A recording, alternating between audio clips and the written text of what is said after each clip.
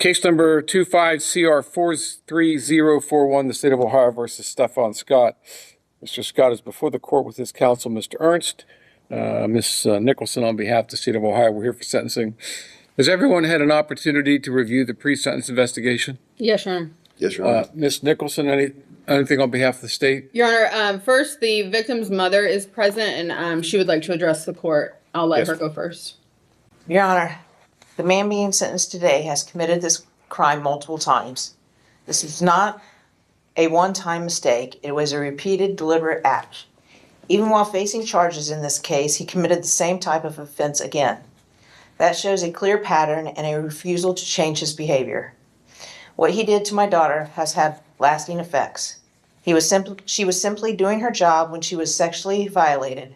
Since that day, she has experienced anxiety about going to work.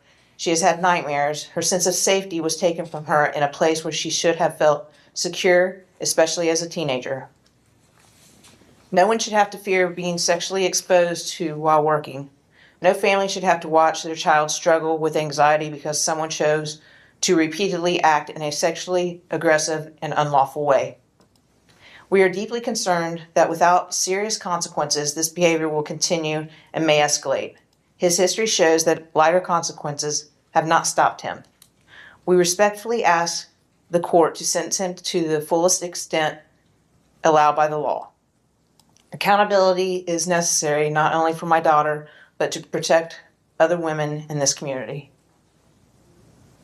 Thank you. Thank you. The state agrees that this is a continued pattern of conduct that has not been altered by previous consequences. He has convictions in May of 2019, May of 2023. He had the offense, which is now a conviction, in November of 2025 in Lebanon Municipal Court that occurred days after being arraigned, in this case, in the lower court, where he was given no bond and was walked in on the warrant. A bond was not set, and days later he committed the offense that was charged out of Lebanon Municipal Court. His record shows that he had been off probation just over 2 weeks out of the Brown County case when he committed this offense. I think the statements made in the pre-sentence investigation show a complete lack of accountability on his part, taking responsibility for his conduct. And based on all of that, the state would be asking for the maximum period of incarceration. The court is not required to impose community control in this case, and I believe the defendant's history shows that he is not amenable or appropriate for community control.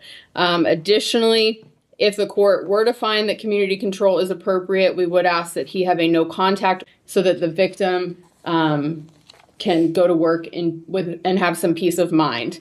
Additionally, in further looking at the jail time credit, I believe he is entitled to 4 days of jail time credit in this case. He walked in on the warrant and was given no bond. No bond was set in the Warren County Court, and he was never taken into custody. He was arrested on November 2nd for the Lebanon Municipal Court case. At his arraignment on November 21st, in the Common Pleas Court after indictment, he was issued a cash bond out of this case, which he then posted and was released on monitor on November 25th. And so he was not held on any bond related to this incident until November 21st of 2025. All right, thank you. Anything from probation? Nothing further, Your Honor. Mr. Ernst? So I've been in pretty constant contact with Stefan since this happened. He did do jail time, whether there's credit or wherever it happened. It did create within him a change, Your Honor, and it's kind of as follows. If you recall in this case, we did ask to modify his release to allow him to go to work. He is employed at PAX here in town, and he got with child support. He has a 7-year-old son that he's current on child support. They have worked with him to allow him to become employed, and he's current there. There's some things that adversely affected him during this time, and particularly during the time he was incarcerated. Up till now, he's not been able to see his 7-year-old son, and his mother of his child is not against him. She's not filed anything.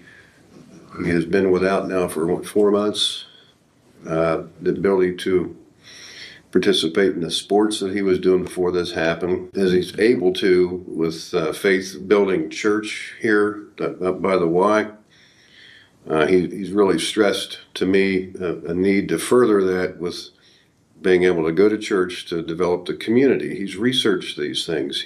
Throughout this event and what's happened here, there has been a change that he has stressed repeatedly. He will engage in counseling.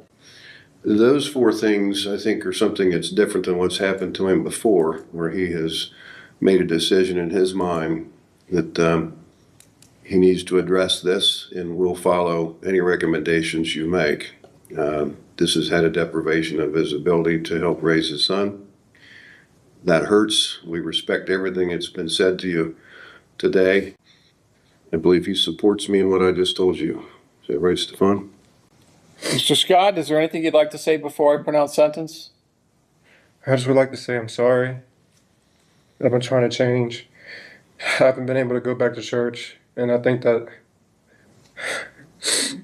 I just been every night I think about this. It's always on my mind. I know the pain that I caused. I just want to make it right. And I'm so sorry. Court has considered anything else? I'm sorry, I didn't mean to interrupt you. I don't want to continue to live a life of sin. I'm better than that. I know I am.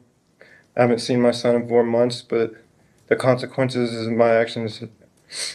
I just want to make things right and be there for my son. And I just don't want to let any more people down. Court has considered the statements made here today, the pre-sentence investigation, the purposes and the principles of sentencing, the relevant seriousness and recidivism factors. Mr. Scott, I read the statement that you gave during your pre-sentence investigation. Do you want to explain that to me? I'm sorry, sir. The written statement that you provided to court services during your pre-sentence investigation. I want you to reconcile that, what you said in that statement to me, to what you're saying now. Yes, sir. I have a bad case of eczema. I'm not blaming it on eczema. It was my actions. I took the food and I immediately left. I was embarrassed. My face was plastered all over Facebook and Instagram. Again, I don't understand what the eczema has to do with you masturbating in front of a 15-year-old girl. Your Honor. And the other problem that I'm going to have you address is that this isn't the first time. This is the fourth time that you've been caught. I just wonder how many times that you've done it and the person was too embarrassed to even come forward to acknowledge that this happened to them. Putting these young girls, exposing yourself, not just exposing yourself, literally masturbating in front of a young lady that's working, for crying out loud. Reconcile that for the person that you claim to be now standing before me. You need to reconcile that to me because right now my mind's going, well, this is the fourth time you've been caught. I'm guessing you've done it. People that drive drunk and get caught. And that's not the first time they did it. It's the first time they get caught. People stealing. It's never, you don't get caught every time you do something. So you try to reconcile with what the person that you're trying to represent to me today, reconcile that with the person that is in this report. I'm trying to understand, like, what are you trying to?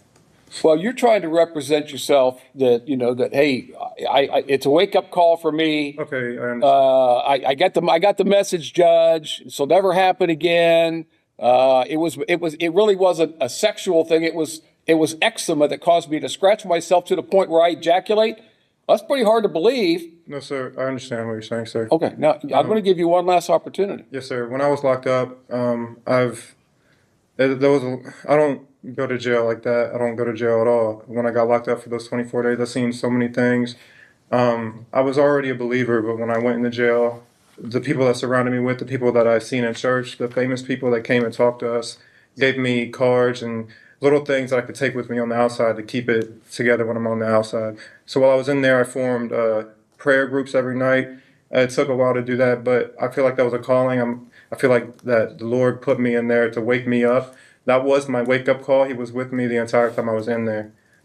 People around me even felt it, and I was trying to, everything we did after we ate or before we ate, before we went to bed, we prayed. I'm focused on God. My wake-up call is God. Lord, I don't want to live a life of sin anymore, going down a path of nowhere. I know I'm better than that. I know what my calling is. I feel his presence, and this isn't, I've always been a believer, but I feel like he's put me in that position to where I can only turn to him. Have you ever undergone any type of counseling? When I was in school as a kid with ADHD, but that's about it.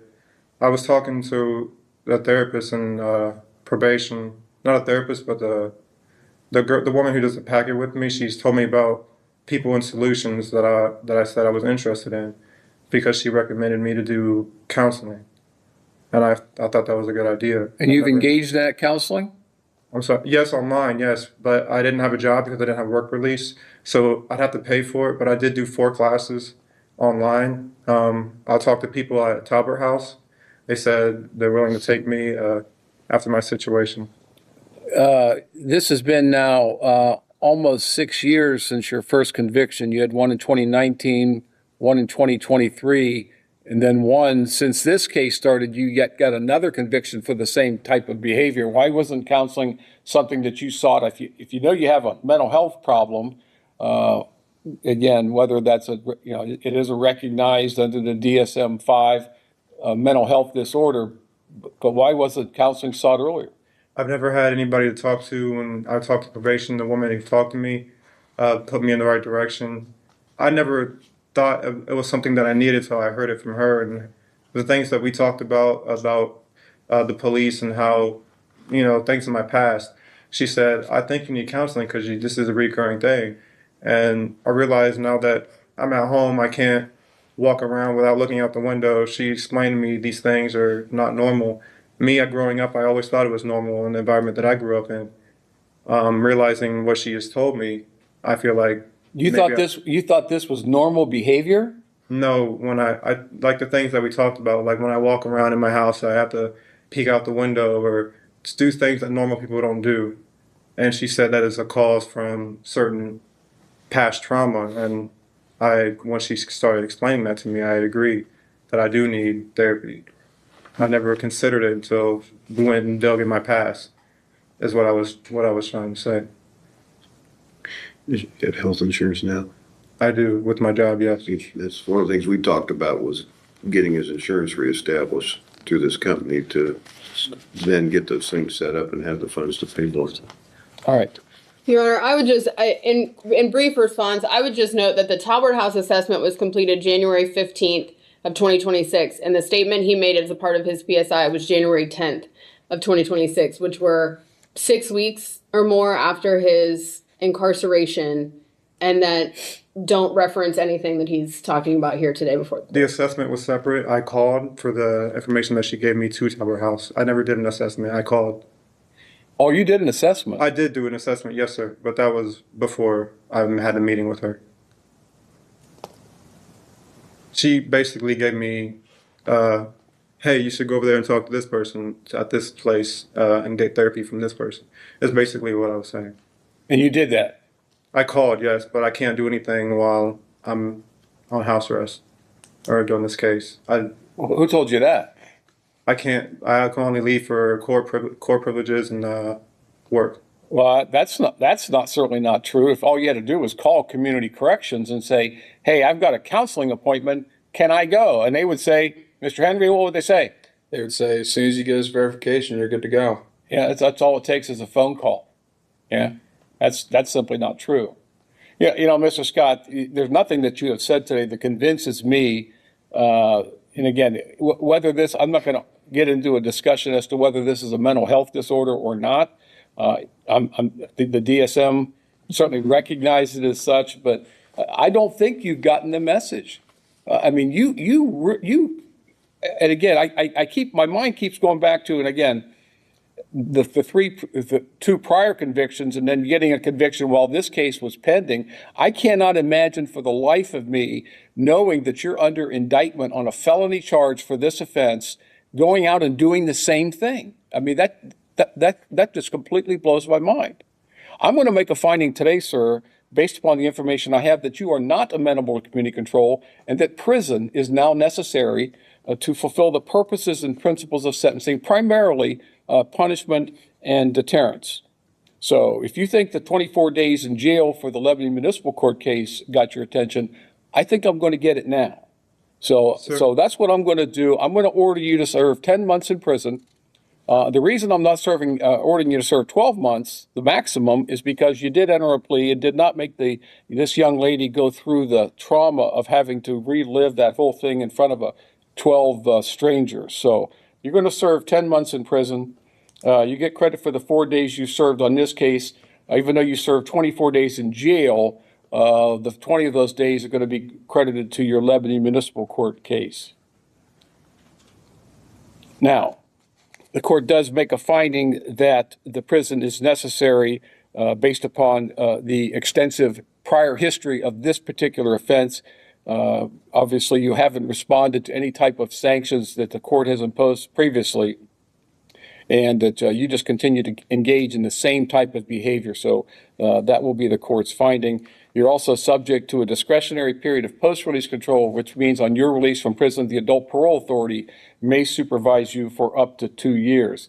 If you violate those terms of supervision, the adult parole authority can return you to prison for up to 1/2 of this court's original sentence.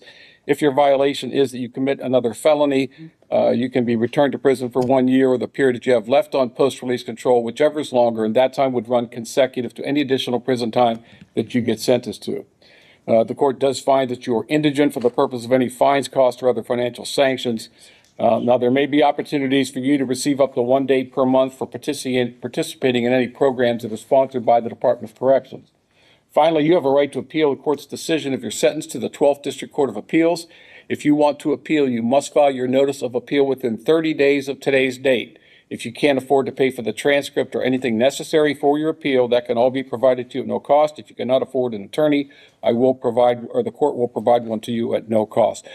Ms. Nicholson, is there anything else? You waived the fines and costs? Yes. Nothing further. Mr. Ernst? No, Your Honor. All right, this time, Mr. Scott, your bond is revoked. You are now remanded into the custody of the Warren County Sheriff's Office for transport to the Department of Corrections. This time, there's a couple of deputies standing behind you. They're going to take you into custody. That's all. Yeah.